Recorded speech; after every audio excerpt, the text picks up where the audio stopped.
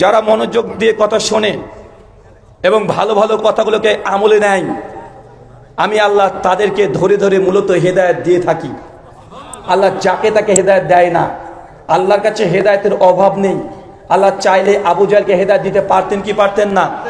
উদবা, সাইবা, ফেরাউন, আমার দেশের নরেন্দ্র মোদীকে আল্লাহ হেদায়েত দিতে পারে না? আল্লাহ দেন না কেন? হেদায়েতের অভাব হয়ে গেছে? না, হেদায়েত পাওয়ার জন্য কিছু শর্ত আছে। প্রথম শর্ত শুনতে হবে। বেটা তো শুনেই না, আবু জাহল তো শোনেই নাই। ওমর বিন খাত্তাব তিনি ইসলামের বিরুদ্ধে ছিলেন, প্রথমে ছিলেন না? তিনিও বিরুদ্ধে ছিলেন। যদি দুর্বল সনদে আসছে আল বিদায় নিহায়ের মধ্যে, শুআবুল ঈমান লিল বাইহাকির মধ্যে, দালাইলুন নবুওয়াতের মধ্যে ইমাম বাইহাকির, ওমর বিন খাত্তাব হাতে তরবারি নিয়ে নবী আলাইহিস সালামের দরবারে উপস্থিত হয়েছিলেন। প্রথমত তার বোনের বাড়িতে কি ঘটেছে দেখেছি, এই ঘটনা জানা আছে না?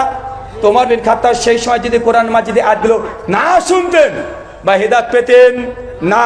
তার মানে আপনাকে কথা শুনতে হবে। আজকে আমাদের আলোচনা চলছে, আপনাদের আশেপাশে অনেক অমুসলিম হিন্দু দাদারা আছে না? আছে না নাই? ওরাও তো আছে। ওরা যদি মনে করে যে এটা মুসলমানের, আমাদের তো এটা হরিবাসর না, এটা তো মুসলমানদের ওয়াজ মাহফিল, তাদের আলোচনা সভা, তাদের ধর্মসভা। অতএব আমরা আমাদের বাড়িতে বসে থাকবো, আমরা আলোচনা শুনবো না, তাদের ওখানে যাব না। তারা যদি আমাদের আলোচনা না শোনে, মুসলমানগুলো হেদায়েত পাবে? কথা বলেন, তা তো হেদায়েত পাবে না। তার জন্য আমি আগে শর্ত দিয়েছি, যখন কথা শুনবেন কিতাব আল্লাহ, ফাইন্না খায়রাল হাদিসি কিতাবুল্লাহ, আল্লাহর নিজের সবচেয়ে উত্তম কথা আল্লাহর কিতাবের কথা। ওয়া খায়রাল হাদি হাদি মুহাম্মদ সাল্লাল্লাহু আলাইহি ওয়াসাল্লাম। এরপর দুনিয়াতে সবচেয়ে উত্তম কথা সেটা মুহাম্মদ সাল্লাল্লাহু আলাইহি ওয়াসাল্লামের কথা। এই দুজনের কথা উত্তম। আর এই দুজনের কথার বিরুদ্ধে যত বড় মহত্তম পুরুষ হোক না কেন, যতই বড় পীর বুজুর্গ হোক না কেন, যত বড় ইমাম হোক না কেন, তার কথা যদি চলে যায়, কার কথা মানবেন? আল্লাহ এবং তার রাসূলের। এটা হচ্ছে মৌলিক নীতিমালা।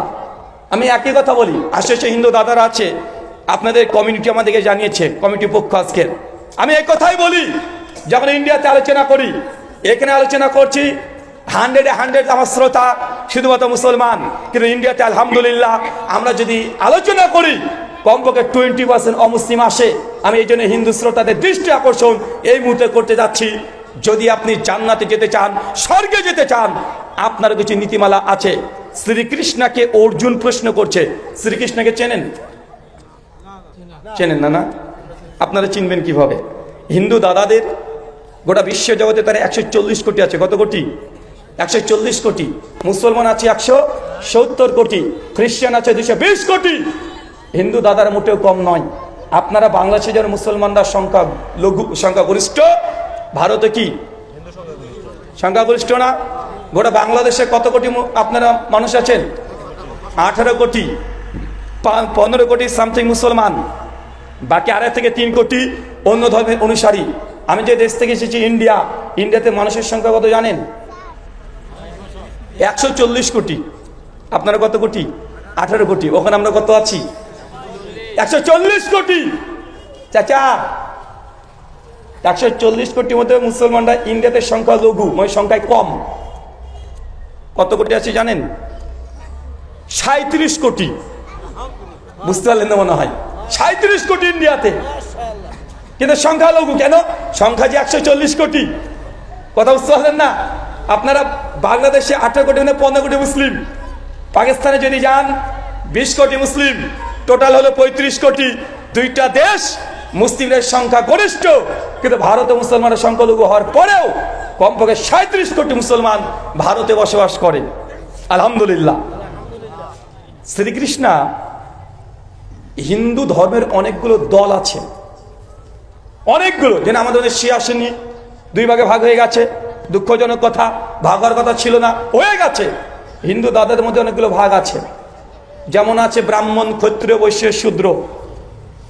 আর এগুলোর মধ্যে কিছু দল উপদল তৈরি হয়েছে। দেখবেন কেউ দেখবেন কালী পূজার উপাসনা করছেন, কালী পূজাকে চেনেন? দেখবেন উলঙ্গ অবস্থায় থাকে, কুচকুচে কালো দেখতে, জিভটাকে বের করে রেখে দেয়, পায়ের তলে একজন বাবা শুয়ে থাকে, মানে মহেশ্বর শিব, ও শুয়ে থাকে। এই যে মা কালী, এর ভক্ত অনেক আছে। আবার অনেকে আছে শ্রীকৃষ্ণের পুজো করে, তাকে মনে করে পরমেশ্বর, তিনি ভগবান, তিনি সর্বশ্রেষ্ঠ, তিনি গোটা বিশ্ব জগৎকে সৃষ্টি করেছেন, তিনি ধ্বংস করবেন, তিনি আবার পুনরুত্থান করবেন। এটা হিন্দু দাদার বিশ্বাস।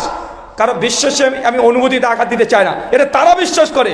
কেউ আবার শিবকে মনে করে, কেউ বিষ্ণু, এরকম 33 কোটি স্বতন্ত্র দেবতা আছে। কিন্তু সবচাইতে জনপ্রিয় হিন্দু ধর্মের সবচাইতে বড় ঈশ্বর মনে করা হয় বৈষ্ণব মতবাদ অনুযায়ী শ্রীকৃষ্ণকে।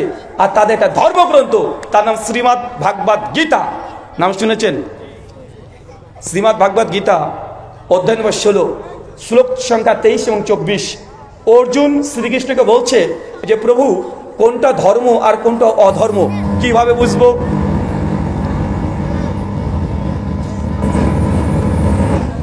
তো যখন প্রশ্ন করা হচ্ছে যে কোনটা ধর্ম আর কোনটা অধর্ম কিভাবে বুঝবো, শ্রীকৃষ্ণ হিন্দু দাদাদের বিশ্বাস অনুযায়ী তাদের ঈশ্বর, তিনি বলছেন, শ্লোকটা কি বলছে দেখেন, ইয়া শাস্ত্রবিধি মুসৃজ্জবততে কাম করতাহ না সুখম না সিদ্ধাম না ব্নোতি না পরাম গতিম।